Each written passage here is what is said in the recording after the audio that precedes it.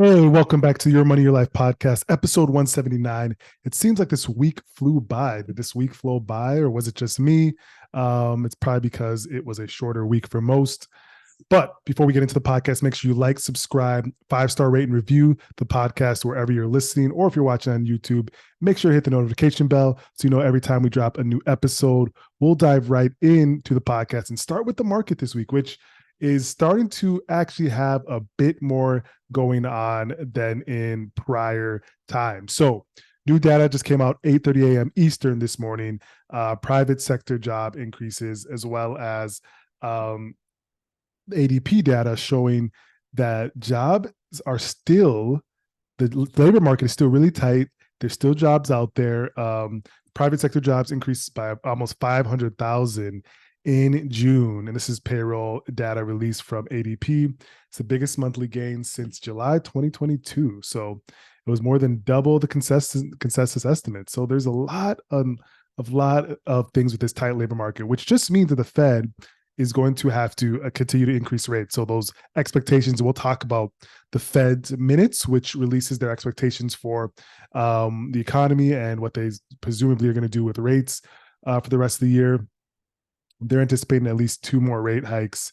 So this is, again, just another indication that they're still going to have to do their fight against inflation, their fight against rates, and the market is acting accordingly in the sense of potentially pulling back from the hot start that we had this year. It is a potential pullback that will be short-lived, I believe. But this is an opportunity again in the short term, because there is going to be a slight pullback just based on the information and the data that we're getting when it comes to the labor market. Initial jobless claims, they increased 248,000 last week.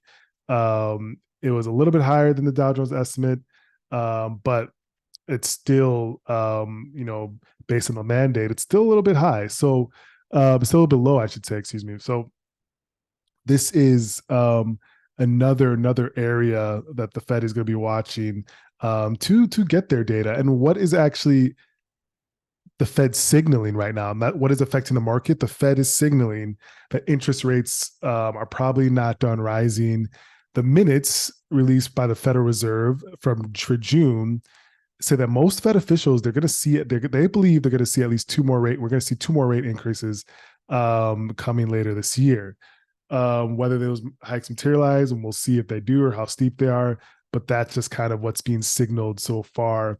And I don't think the market is anticipating that. Maybe 1, but 2, now the market was anticipating. But I think they're going to have to do that just because they need to bring prices down in a more stable position. They need to slow the rate of price increases to be a more stable position, whether that's home prices, food in restaurants, food at home, shelter.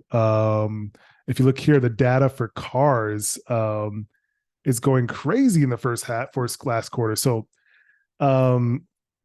new vehicle sales, there's 12 to 14% rise in new vehicle sales, despite inflation and increase in prices. And then this is the first half of 2023. So those buying new cars, there was a 12 to 14% increase in new vehicle sales in the first half. And it comes at a time where new cars priced under 30,000 make up just 8% of the market supply. That's down 38% from before the pandemic. So the prices have increased considerably, but you're still seeing people go out and buy cars, and the number of buyers paying $1,000 a month or more is at an all-time high. Remember when a car note used to be like whatever? I don't even remember. I haven't had to drive a car in a long time. Remember when a car note was just X amount? But now it's most people are paying over $1,000 a month. And if you have a really nice car, you're probably paying over $2,000 a month, right? And so that's what we're at right now in this inflationary market, and that's why it doesn't seem to be slowing down anytime soon. The Fed's going to have to do a lot of work to get that slowdown. So we'll see. Another interesting story that I just saw for the social media folks out there, Meta just launched a Twitter rival called Threads. So I actually downloaded it this morning. Haven't really used it. I don't plan to probably really use it that much, but I just wanted to see what it's like. So I was interested in what new social media platforms are like, what kind of conversations are being driven on there, who's on there. But it seemed interesting. It's literally just a Twitter copy. It's literally Twitter 2.0 without, what's Elon's been doing to the original Twitter. And so seems like it's interesting. There's about 20 million people on there already in less than 24 hours or 24 hours, however long it's been out. Um, Seems interesting in the sense that it's really just, and that's probably why Elon Musk wants to fight Zuckerberg in a cage, because he pretty much created a new app that I think is going to draw eyes away from Twitter just based on what I'm seeing. It's going to draw users away from Twitter. It's going to drive time that people use on Twitter away, because it's literally the same thing. It just has the ability for Mark Zuckerberg to put his 3 billion people that visit his family of apps onto a new platform that is probably going to have more users than Twitter in about, call it 6 months. Twitter's monthly users about 450 million. So yeah, that's probably why Elon wants to fight him in a cage. I think very very very clear to me now what's going on. I saw another interesting story about VC funding for startups.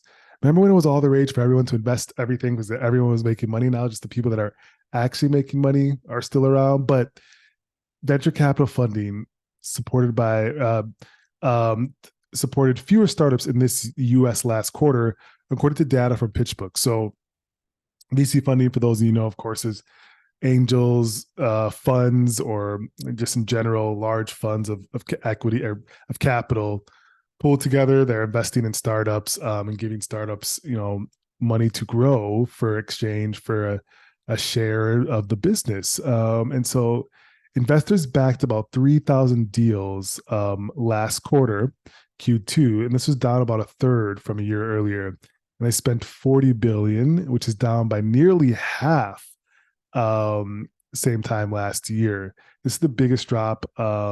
The biggest drop was in angel or seed deals, so those very very early stage deals. They're not seeing as much funding as before. And the only area where right now where investors are pouring money seems to be into AI startups. It's the new boom. It's the new potential bubble. So AI startups are seeing a lot of that money. So something to watch, a trail of where the funds are going, where the money is going.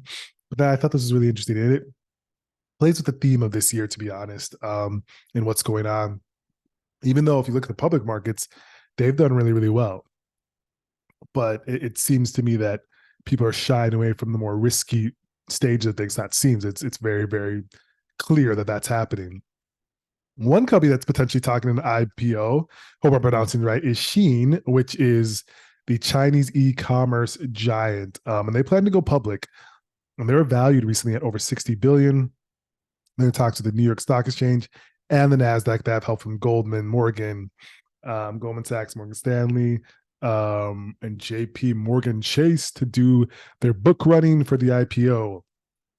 The timing of the IPO is unknown, and they were recently in the news for some industry influencer debacle where they brought influencers over to, I believe, China, and they really, the influencers said they had a bad time and there was backlash. There's a bunch of stuff going on, but they're still touching an IPO because it's a bigger retail company that's I don't know much about it. I've never bought anything from there, but I do know that there's a lot of people that are using it, and they make really, really apparently cheap things, and I don't know how they're doing it. That's obviously something that people are going to be digging into.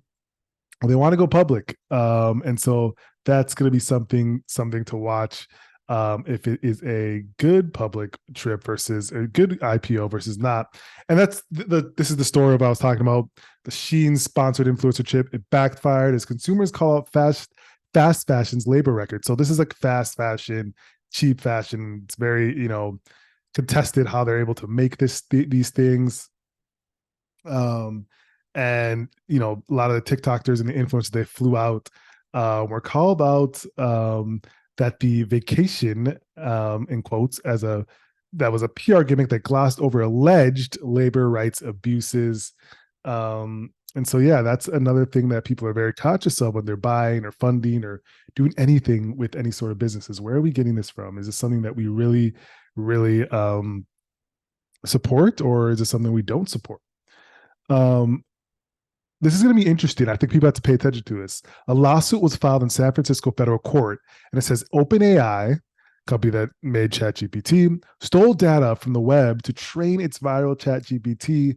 The tool started as a Gen AI goal to the investors pouring billions. So scraping data, that's what these AI tools and language algorithm enabled artificial intelligence tools are doing. They're scraping data from the internet, some of your Twitter profiles, your social profiles, and they're just using that to inform, train, and make their algorithm and language model so much better.